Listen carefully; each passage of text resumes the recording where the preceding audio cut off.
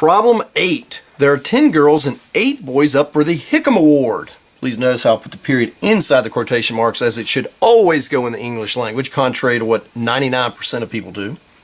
In how many ways can 3 girls and 2 boys be selected to receive this prestigious award?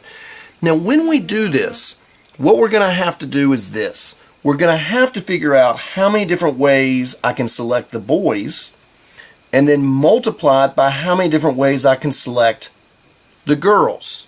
Because you could have, let's say there's 1,000 different ways you could pick the boys and only 2 different ways you could pick the girls.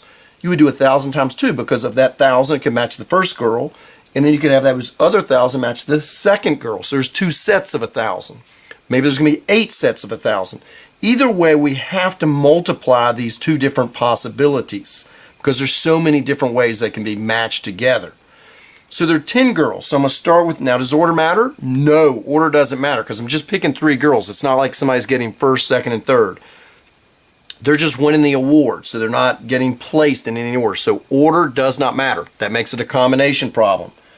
So we'll start with girls. So it's going to be girls times boys. So of the girls, there's 10 girls. How many am I going to choose? NCR, we're going to pick 3 girls. So I want to figure out what that number is.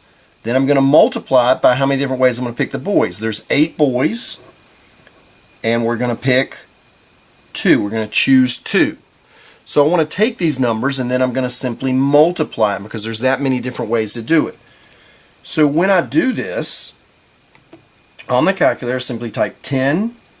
I go to my NCR button, and I pick 3. That tells me on the calculator, though I should have known that, 120 different ways to pick them.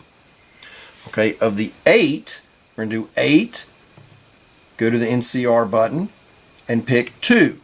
That tells me there's 28 ways to pick that. Now look, of these 120, you could set up 120 different ways to match the one thing for the boys, 120 for the second set, 120 for the third set. So it's going to be 28 times that 120, which gives us 3,360 different ways, even with just a class. Look, that's a classroom set, 10 girls, 8 boys. I picked 3 girls and 2 boys. I have 3,360 different ways to do that. There's problem 8. You've got to keep this in mind, that it's going to be the number of girls times the number of boys, because we're doing 2 things here.